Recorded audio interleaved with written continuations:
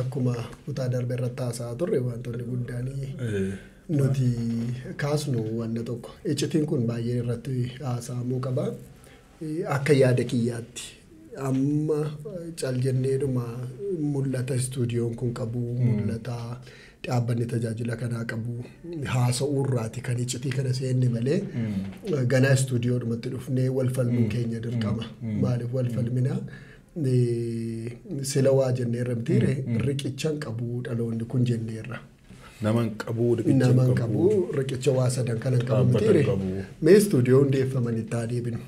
Istuudiyoo hundeeffamanitti gaafa deebinu istuudiyoon riqicha dhaloota kanaa faarfannaa si keessa jiruuf lallaba si keessa jiruuf dhaamsa si keessa jiruuf gorsa si keessa jiru ayyaana si keessa waaqni kaa'ee fi ergama waaqni si keessa kaa'eef riqicha ta'uuf mitiire kan hundeeffame jedhee yaada.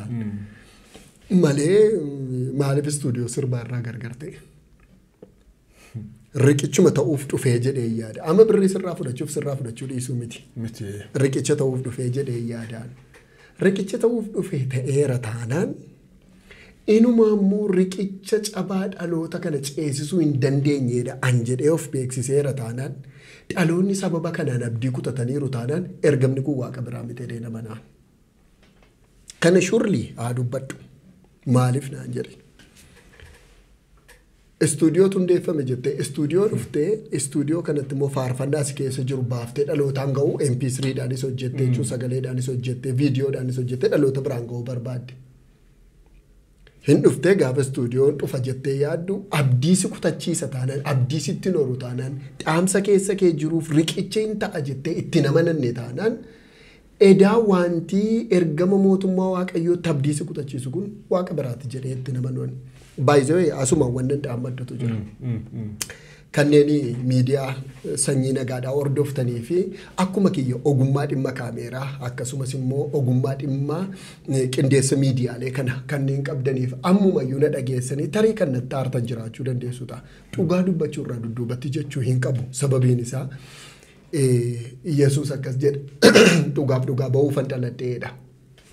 Kanaaf nuyi kan dhalanne dhugaaf dhugaa bahuuf dhalanne taanaani dhugaaf dhugaa bahuudhaaf dhufne taanaan dhugaadhuma isinitti dubbachuun kiyya dirqama. Anamma nama kamirraa mormiin qabu bareeddoo. Mormii miti hanganan qabu. Mootummaa abbaa kootii kan hin tajaajille dhaabbanni kamiyyuu waaqa biraati jedhee nama nuwan. Inuma mootummaa abbaa kootii keessatti bu'aan inni buusu gaarummaarra hammeenya isaa caala taanaan seexanatu pilaanti godhe jedhee nama dhiifama laa. Kun amma miira kiyya irraa miti. Ejjennoodhuma kiyya kun.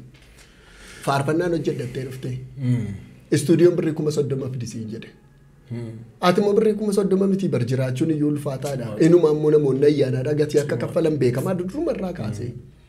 Maarree ati birrii 30,000 si barbaachisa siin jedhameera taanaan sila ispoonsara hin qabnu jenneera nama nu cina dhaabatu qarshii immoo ofii hin qabnu jenneera taanaan barabaraan dhaloonni kun abdii kutatee hafaa jechaadha.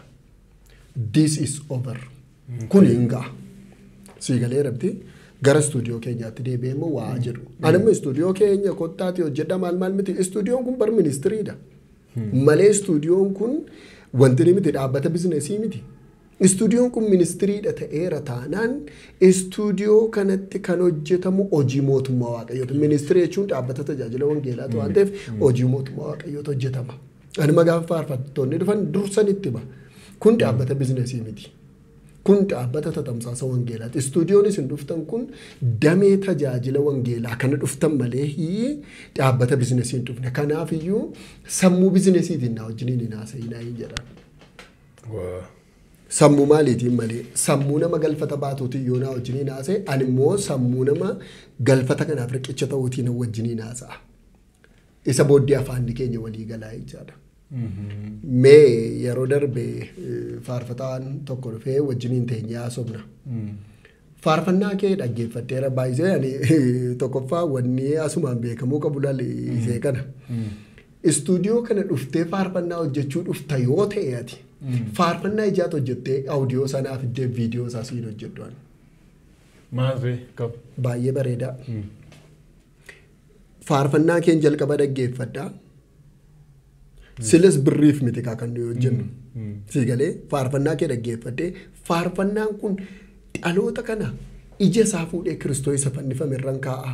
Tokko ulaagaan keenya kana.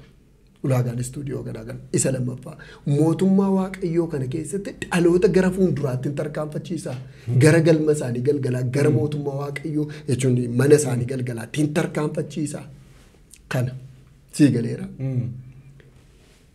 Kana taanaan isa faarsuufis bu'aa qaba mootummaa ani tajaajiluufis bu'aa qaba. Sii galeera miti ati dhugaa waaqayyo jedhu baay'isee waaqayyo waan biraan jedhu. Waaqayyo kan jedhu fixedly dhugaa jedha. Hubatteetta miti dhugaa jedha taanaan dhugaa inni sitti mesana jetteetta taanaan you have a reward badhaasa qabda galgala. Sababa faarfatteef hin badhaafamtu bara. Sababa waltajjii irratti beekamteef hin badhaafamtu. Sababa namoota keessatti populaaritii gaarii yookaas immoo hawaasummaa gaarii argatteef hin badhaafamtu. Sababa faarfannaa keetiin namni caffareef hin badhaafamtu. Sababa waan waaqni jedhe jetteeftu badhaafamtaati. Waaqayyo immoo kan jedhu waanuma waliin dhahaan jedhudha. Waa'ee faarfannaa irratti ganaa haasofna ganaa faarfattootas finnee maal jenne teenyee irratti wal fixuun keenya dirqama. Dhuguma jaarraa 21ffaatti wangeelli Kiristoosiin giddu galeessa godhate lallabamuu isaatiif ministiriin kun sababa ta'uu qaba jedhee nama na waan ta'eef.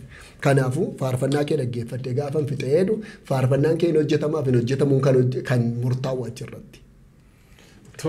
Isa booddee achi isee kan siif dhagaa. Isa booddee faarfataa sana faarfannaa isaa dhaggeeffatee hin hojjetama. Faarfannaan kee istuudiyoon kun ulaagaa istuudiyoo kanaan guuta waan ta'eef hin hojjetamaa jedheeniin isa booda akkamiin hojjettuu jennaan inni isa kamii yaadee dhufeera. Birrii 30,000 jedhu sana yaadee dhufeera. Isa booddeedhaan faarfannaan kee kun kan hojjetamu birrii 5,000 jedheen. Birrii 5,000 ol sin baasisu faarfannaan kuniin jedheen. Sababiin faarfannaan kun birrii 5,000 ol sin baasifneef faarfannaan kee ergaansaa wanni hundisaa tasgabbaadha. Wantinii sana hin barbaadu waan ta'eef. Abaluun achiin naawaamaa asiin naawaamaa asiin kana naa godha sana naa godha baandiin itti dabala maal hin barbaadu waan ta'eef faarfannaa kee istuudiyoon kun kan hojjetu birrii 5,000 hojjeta. Birrii 5,000 immoo kan nuyi sirkaa fudhannuu fi qabda hin qabdu jennee osoo hin taane ulaagaa istuudiyoo kanaati. Anamma iddoo isaan birrii miliyoona yoo naa fide. Eegalee badhaasaan immoo birrii 1,000 yoo naa fiduu hin danda'u yoo ta'e iddoo isaafis badhaasaafis walqixa istuudiyoon kun. Amma namni tokko dhufee atama birrii 5,000 kaffaluu duwwaa dandeessa. Namni tokko birrii 50,000 kaffaluu danda'a. Sababa namtichi birrii 50,000 kaffaluu danda'uu fi isaan birrii 50,000 fidi jedhee sababatti immoo birrii 5,000 qofa kaffaluu dandeessu birrii 5,000 fidi siiniin jedhuun. Siifis maana ennaan VAT'dhaan hin dhufin. Nama hundaafuu walqixa istuudiyoon kun birrii 5,000 faarfannaa tokko hojjeta. Kan amma fakkeenya birrii 5,000 istuudiyoo wajjin waliigaltee mallatteessita. Waliigaltee gaafa mallatteessitu birrii 2,500 qabsiifteetu istuudiyoo kana wajjin waliigaltee mallatteessita. Iskeejiliidhaan hojjennaa sa'aatii nuyi itti siilaanneef mallatteessitee baate sanatti waraabamu. Waa'ee barbaada. Faarfannaa tokko fuutanii ham tura siin bukkee. Baay'ee bareeda. Faarfannaan nu bira ji'a tokko tureera taanaan baay'ee tura. Maaliif naan jedhu waliigaltee mallatteessita mitiire. Waliigaltee sanarra guyyaa itti waraabamus sa'aatii isaa wajjin achuma irratti mallatteessitee baata. Achumarra immoo guyyaa itti saampilii ilaallattu saampilii jechuun dhuftee istuudiyoo teessee iskiriina guddaa irratti faarfannaa kee namootas fidattee fiddee teessee istuudiyoodhaa ilaalta. Kun naaf asirratu jetteetu jira guyyaa saampilii itti ilaalamu jedha yookaas immoo guyyaan gulaalli marsaa tokkoffaatti ilaalamu jedha. Guyyaa gulaalli xumuraa kennamu yookaas immoo guyyaa hojiin xumuraa kennamu jedhee jira. Guyyaa hojiin xumuraatti kennamu sa'aatiitti si beellamne malee istuudiyoo dhufuu hin dandeessu. Sa'aatii sanatti garuu oollees bullee nyaanni nyaachuu baanne taa'aa bullee ijaajjaa bullee hojjennee sii baasuun keenya dirqama. Isa booddee wantoota rakkiftan baay'ee. Maaliif rakkifta? Maaliif rakkatta dhufte? Amma ijoolleen keenya biyyarraa kutaa biyyarraa dhufanii baay'ee oolla as keessatti. Transportii dhabanii bultii kan hin qabne faarfannaa tokko nama kan ta'u jira istiidii. Sirriidhu. Uma kiliippii illee jechuudha. Sirriidhu. Erga istiidii hodhaa baasii booda iddoo kiliippiitti hojjetu ji'a ja'a waggaan ta'a. Amma ansi kan keessan ji'i tokko hin kaachuudha. Ji'a tokko baay'ee akkamsitti fakkaate. Iskeejaliidhaan hojjenna nuyi. Istuudiyoo kanatti faarfannaa qofatu waraabama miti. Lallabi jira, barumsi jira. Kanarra darbee immoo yeroo showuudhaa teessee ati wangeela irratti wal falmitu dhugaa dirree hafuuraa as baaftee dhalootaaf itti dhaamtu hundi jira. Istuudiyoon kun kan hojjetame tiire iskeejaliidhaan kan hojjennu. Taayimlaayiniin keenya har'a faarfannaan kee raafkaatiitu hojjetama yoo ta'e namni kam istuudiyoo dhufuu hin danda'u. Isa booddee raafkaatiin kee dhumeeti. Saatii eegame sanatti raafkaatiin kee dhuma. Raafkaatiin kee sun dhumeera taanaan ofii waraabnas waan ta'eef saatiitti raafkaatiin sun dhumuu beekna. Yoo ta'u baatellee halkan boqonnaa keenya taa'aa bullannu. Raafkaatiin dhumeera taanaan isa booddee color grading, color correction, synchronization egaa jalqaban yoo hojjetanii synchronization, color grading, color correction maal kun hundumtuu hojjetame graphicsii barbaada yoo ta'e graphicsii tachi ce'ee software biraadhaan kana hojjennee finalization isa sample marsaa jalqaba saatiinuma jedhame sanatti dhufta. Saatii jedhame sana alas sin keessummeessuwan. Siigalee tokko isa kana.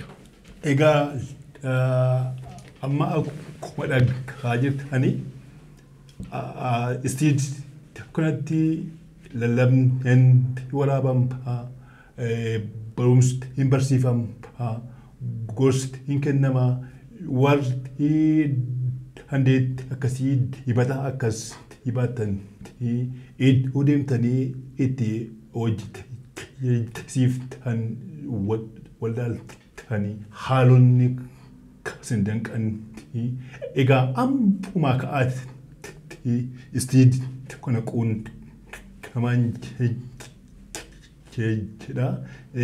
Meme lallaba amma fakkeenyaaf an lallabaadha. Lallaba qilxirraa oolfachuun barbaade yookaan barumsa barsiisee. Mee haalli kaffaltiisaa akkamiin maaliin? Inni kun baay'ee salphaadha. Lallaba lallabdaa nuyi daqiiqaa 30 qofaan hojjenna. Lallaba kutaa tokko daqiiqaa 30 ol siin hojjedhu. Istaandardiidhuma baay'ee istuudiyoon kun istaandardiidhuma dhuunfaa isaatii qaba. Daqiiqaa 30 qarshii 500. Istuudiyootti waraabamta la. Istuudiyoodha alatti waraabamtu. Istuudiyoo kanatti asumatti dhuftee waraabamtee edit goonee waan irratti hojjetamu hundumaa jechuun editing process isaa keessa baanee siilaanna. Lallabas ta'e barumsa jechaadha. Daqiiqaa 30tti birrii 500 qofa.